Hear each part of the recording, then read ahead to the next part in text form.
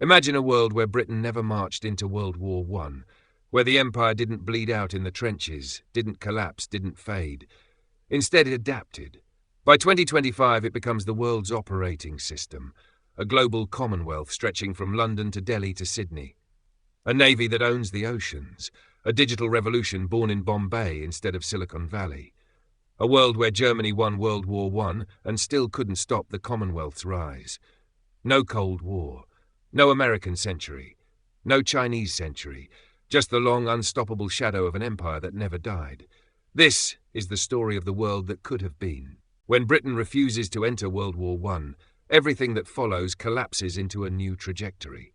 The German Empire, no longer facing the might of the Royal Navy or the flood of British troops into France, grinds down Russia and France by 1917. Paris falls in spring. Russia implodes into civil war. And by the time the armistice is signed, the map of Europe looks radically different. In this timeline, Germany emerges victorious, weary but intact, and the British Empire, untouched by war, wealthier than ever, remains the only global superpower capable of matching Berlin. Now Europe under German victory, 1920s. The post-war settlement cracks Europe open along German interests. France loses Alsace, Lorraine, and northern industrial regions. Belgium becomes a German protectorate. Poland never fully re-emerges, remaining a German-administered territory. The Netherlands enters a forced economic union. The Balkans break into German-leaning client states. Russia stays fragmented, with a weak provisional government in Petrograd and warlords across the countryside. Germany now controls the industrial core of the continent: coal, steel, rail, ports, all feeding into a Mitteleuropa economic bloc dominated from Berlin. The Kaiser's government builds the Central European rail ring, moving goods from Antwerp to Warsaw in record time. German engineers like Walther Rathenau, who in our timeline was assassinated, become the masterminds behind Europe's reindustrialization. Europe is stable, not free, but stable. And Britain, watching from across the Channel, realizes something. A strong, victorious Germany means the empire is the only remaining global counterweight. British Empire, the military giant that never bled, 1920s to 1930s. With no war to drain manpower or treasure, the British armed forces remain enormous. By 1925, Army, 1.2 million active, 3.5 million reserves, tanks, 3,000 early model armoured vehicles, mostly used in India, Egypt, South Africa. Navy, 23 battleships, 12 battlecruisers, 140 destroyers, 80 cruisers. Air power, fledgling but serious. Over 1,500 aircraft, the Royal Navy remains the largest on Earth, the kind of force that could blockade a continent on a bad day. One of the officers shaping this era is Admiral David Beatty, a man with the charisma of a movie star and the recklessness of a fighter pilot. In our timeline, he fades after Jutland. Here, with no battle to stain his record, he becomes the architect of a two-ocean navy, built to dominate both the Atlantic and Indian Oceans.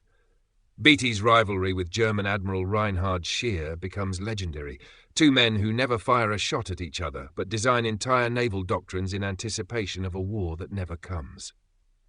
The 1930s. Two superpowers stand over a quiet Europe.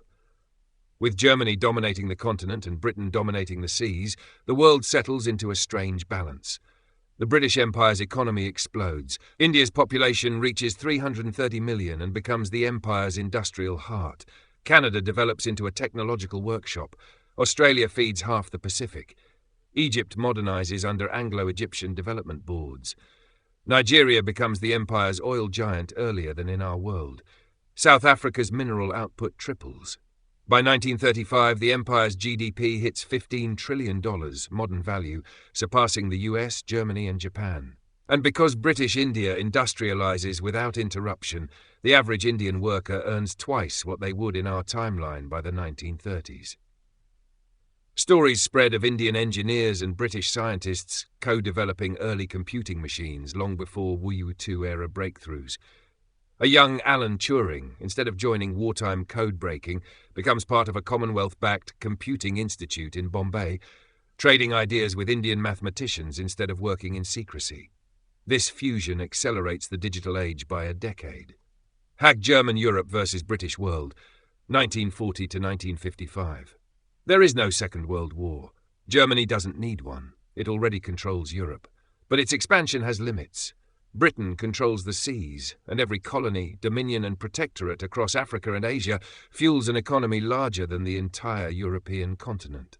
1945 Imperial military strength army, 2 million active, 4 million reserves. Tanks, 8,000 modern designs, Commonwealth built. Aircraft, 12,000 across Britain, India, Canada. Navy, 14 fleet carriers, 20 battleships, 200 destroyers, 120 cruisers.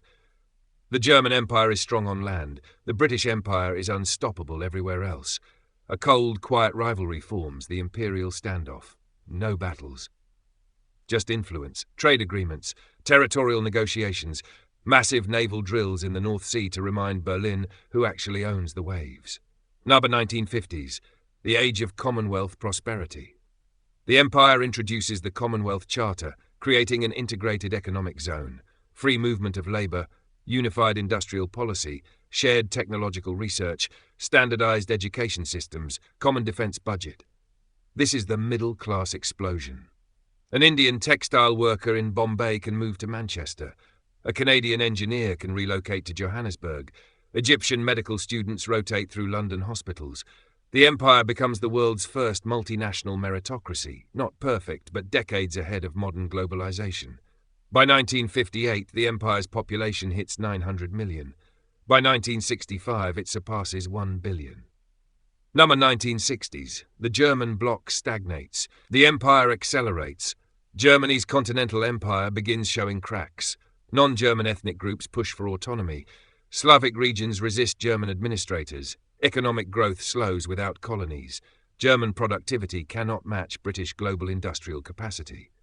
Meanwhile, the British Empire invests in early satellites from Australia, nuclear power plants in Canada, massive computing research in India, jets and carriers launched from Singapore, global shipping lanes fortified by the Royal Navy. While Germany rules Europe, Britain shapes the modern world. Number 1965 to 1970, the Empire's technological golden age. By the late 60s, the British Empire becomes the first true global superbloc. 1970 numbers. Population, 1.1 billion. GDP, $22 trillion, modern value. Military, 4.5 million combined forces. Carriers, 22 fleet carriers. Nuclear submarines, 35. Computers, Commonwealth computing centres in London, Bombay, Toronto. Space programme, first satellite launched from Woomera, Australia. A typical British household has a standard of living comparable to late 1980s Britain in our timeline. A typical Indian household enjoys a standard of living similar to 1970s Spain. The empire is not just alive, it is the dominant civilization on Earth. By 1970, the British Commonwealth is no longer an empire in the old sense. It has become a civilizational network. Integrated economies, shared defence, a unified parliamentary system, massive global mobility, scientific collaboration across continents. It's the closest thing the 20th century ever gets to a peaceful superstate. And as the 20th century moves toward the 21st, the world split between two titans. 1. The British Commonwealth, global, wealthy, technologically dominant. 2. The German European bloc, industrial but aging, powerful but rigid. America, China and Russia exist, but none lead the world. Let's walk decade by decade. The 1970s, the Commonwealth takes the lead. While Germany clings to its continental empire, the Commonwealth pushes outward.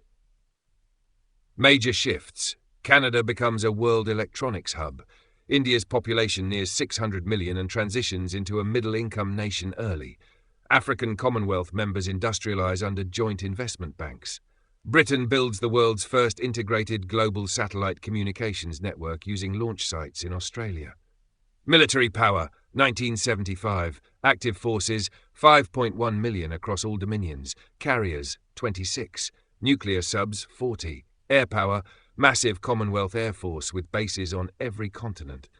The German bloc keeps a formidable land army, about 4 million troops, but lacks the Commonwealth's oceanic reach. America, isolated and wealthy but less influential, remains neutral and inward-focused. The 1980s. The digital revolution begins in Bombay, not Silicon Valley. In our timeline, Silicon Valley leads the tech revolution, not here. Here, computing clusters emerge in Bombay, Commonwealth Computing Institute, Toronto, London, Sydney. Because the Commonwealth never suffered colonial underdevelopment, its population enters the digital age unified and educated. By 1985, India is producing more software engineers yearly than the United States. Canada and Australia lead in microprocessor fabrication. The empire builds the first global fiber optic network across Africa and Asia. Germany struggles with ethnic unrest in Poland and the Balkans. Its aging leadership resists immigration, causing long-term stagnation. America becomes a second-tier technological power. Japan industrializes, but with limited market access. Its growth peaks earlier. The 1990s, Britain, not America, shapes the post-Cold era. There is no Cold War in this world, just a long rivalry, Commonwealth sea power versus German continental power. In the 90s, that rivalry finally tilts decisively. Germany's demographic crisis accelerates. Slavic nationalist movements weaken its eastern territories. Berlin's control of Europe slips. Meanwhile, the Commonwealth launches the Imperial Space Agency using Australian rockets, integrates African nations into the Commonwealth Parliament, pushes India into upper-middle income status by 1998, creates common trade laws across 1.2 billion people, establishes the Common Cloud Computing Network, a precursor to the modern Internet. By 1999, the British Commonwealth economy hits $32 trillion, modern value. The German bloc sits at $10 trillion and declining. America is wealthy but no longer innovative enough to compete with the Commonwealth's tech engines. China grows, but under the heavy shadow of Indian and Southeast Asian Commonwealth economies. Tash, the 2000s, a British-led global century. As the new millennium begins, the Commonwealth formally transitions into a political union. The Commonwealth Union, 2003. Shared currency, the Crown, unified defence budget, a bicameral parliament in London and New Delhi, free movement across all member states, joint high court, shared nuclear command between Britain, India and Canada. Population 1.4 billion. GDP $40 trillion. Military 5.8 million active, Navy 30 supercarriers. Britain doesn't dominate by force. It dominates by infrastructure. Submarine cables, satellites, shipping lanes, and trade agreements tie the entire Eastern Hemisphere into one economic superhighway. Germany becomes a wealthy but shrinking regional power. America becomes a culturally influential but geopolitically secondary nation. China realizes it can either align with the Commonwealth or fall behind forever. It chooses integration. By 2008, China becomes an associate member state. This completely reorders the 21st century. The 2010s. The first global civilization emerges with China integrated economically and technologically. The Commonwealth accelerates global development. Africa's average income doubles. India becomes the world's largest middle class. Southeast Asia becomes a manufacturing and research corridor. Britain and Canada lead AI development. Commonwealth Internet architecture covers 70% of the global web. A Commonwealth digital ID lets every citizen access international healthcare, banking, and education. Germany struggles with separatist movements in Poland, Bohemia, and the Baltic regions. The German Kaiserreich transitions into a constitutional monarchy, desperately trying to keep its federation intact. Russia fragments into regional republics. The US becomes a peaceful, prosperous but peripheral state, like a futuristic version of Switzerland. Hack the world in 2025, a Commonwealth planet. Now we reach the present in this timeline. The world of 2025 is not American-led, not Chinese-led, not German-led. It is Commonwealth-led. Geopolitics. The Commonwealth Union dominates global trade, tech, space, and military power. Germany is a secondary European power. The US is prosperous but geopolitically quiet. China is economically tied to the Commonwealth and technologically dependent on its AI networks. Russia is broken into regions absorbed economically into the Commonwealth trade zone. Economy, 2025. Commonwealth GDP, $92 trillion. Population, 1.8 billion. Commonwealth Navy, 34 supercarriers, 60 nuclear submarines. Space program, joint British-Indian lunar base in operation.